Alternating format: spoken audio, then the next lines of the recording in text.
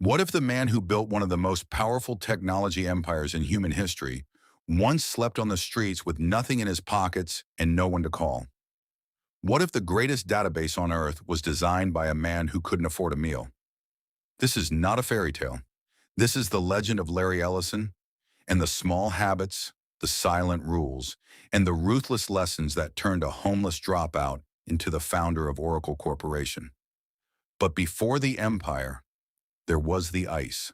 Chicago, 1974. A young man sits against a cold brick wall on a night that doesn't care whether he lives or dies. His name is Larry Ellison. He is 29 years old. He has dropped out of 2 universities. His adoptive mother is gone, and his uncle, the only man who ever called him family, has told him he will amount to nothing. He has $7, he has a notebook, and he has a mind that refuses to stop working. Most men in that alley would have asked for mercy. Larry Ellison asked for a problem to solve. Habit 1. Treat every disadvantage as information. From childhood, Larry learned something most people never do, that the world's cruelty is data. When his uncle dismissed him, he didn't collapse. He cataloged it. Every rejection, every cold night, every locked door. He stored it all, not as wounds, as fuel, as evidence of what the world underestimated. He had read somewhere in a library he couldn't afford to join, but slipped inside anyway. A technical paper by a scientist named Edgar F. Codd. Codd had written about something called a relational database, a way for computers to store, sort, and retrieve massive amounts of information in ways no one had yet built. And Larry Ellison, homeless and hungry, had read that paper and thought, I can build that. Lesson 2. Read what others skip. While other programmers chased safe career paths, Larry hunted the obscure, the theoretical, the ignored. He understood that the path to power was not in the obvious. It was in the unread paper, the overlooked idea, the question no one was asking yet. He photocopied Codd's paper on a machine that cost him his last quarters. He taped pages from IBM journals to the walls of a motel room he could barely afford. He built his own private university from scraps. He got a job, nothing glamorous. Ampex Corporation, a tech firm with a government contract. He programmed databases. He watched how the systems worked and how they failed. He listened more than he spoke. He asked questions that made his supervisors uncomfortable. And at night, he kept writing in his notebook. Rule 3. Never mistake employment for your destination. Larry worked for others, but he never worked as others. He treated every job as a laboratory, extracting knowledge, testing ideas, mapping weaknesses. He was not climbing a ladder. He was building a blueprint. By 1977, he had found his people. Bob Miner, warm, brilliant, patient, and Ed Oates, methodical, steady, precise. Together around a kitchen table, they made a decision that most people never have the courage to make. They bet on themselves. Software Development Laboratories.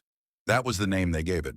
3 men, a rented office, second-hand computers, and an idea that no one else had yet turned into commercial software. A relational database that actually worked, that could be sold, that could run the information needs of governments, banks, and corporations. Lesson 4. Build with people whose strengths complete your edges. Larry was the vision. Bob was the craft. Ed was the architecture. No single one of them was Oracle. Together, they were something unstoppable. They pitched. They were rejected. They pitched again. A CIA database contract arrived, small, unglamorous, government gray. They took it without hesitation, because the rule Larry lived by was simple. No contract is beneath you when you are building the foundation. Then they renamed the company. Oracle, named after the CIA project. Named after the ancient idea of the one who knows, the one who sees what others cannot. Habit 5. Name what you build with the weight of what you intend. Oracle was not a humble name. It was a declaration. These 3 men, in a room the size of a closet, named their company after prophecy. The software worked. Then it worked better. Then it sold. Then it sold to everyone. Through the 1980s, Oracle grew at a pace that defied industry logic. While IBM moved slowly, Oracle moved like something hungry. Larry drove his sales team with an intensity that some found frightening and others found electric. He did not accept almost. He did not celebrate early. He did not rest between battles. Rule 6. Compete as if second place is extinction. Larry studied Sun Tzu. He studied Musashi. He believed, truly believed, that business was war conducted with paperwork instead of steel. And he fought accordingly. He underbid competitors. He moved into their markets before they knew he was coming. He made Oracle synonymous with enterprise data at a time when the word enterprise still meant something sacred in technology. The revenue charts climbed. First millions, then tens of millions. Then, in 1986, Oracle went public on the NASDAQ. The ticker, ORCL. The number, rising. The boy from the Chicago alley was now worth hundreds of millions of dollars. But he wasn't done. Lesson 7. Wealth is not the goal. Scale is. Where others would have slowed, Larry accelerated. He drove Oracle into every continent. He chased the impossible market share. He bought companies, absorbed technologies, and refused to be outpaced. By the time Oracle hit $1 billion in annual revenue, Larry Ellison was not celebrating. He was planning the next move.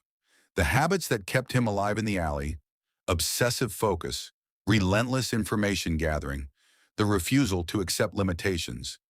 Those same habits now ran one of the most powerful technology corporations on earth. And here is the lesson the world forgets when it tells the Larry Ellison story. He did not succeed despite losing everything. He succeeded because losing everything taught him what winning actually required. Most people fear the bottom. Larry Ellison lived the bottom, studied it, and used it as the foundation for everything he would build above it. Habit 8. Let your hunger outlast your comfort. Even at the peak, private jets, a purchased island, a net worth that would eventually surpass $100 billion. Larry Ellison kept notebooks, kept asking questions, kept walking into rooms where he was the most dangerous person and pretending otherwise. The cracked coffee mug from the Chicago sidewalk was long gone, but the hunger that sat beside it on that frozen night, that never left, because the small habits that change your life are never glamorous.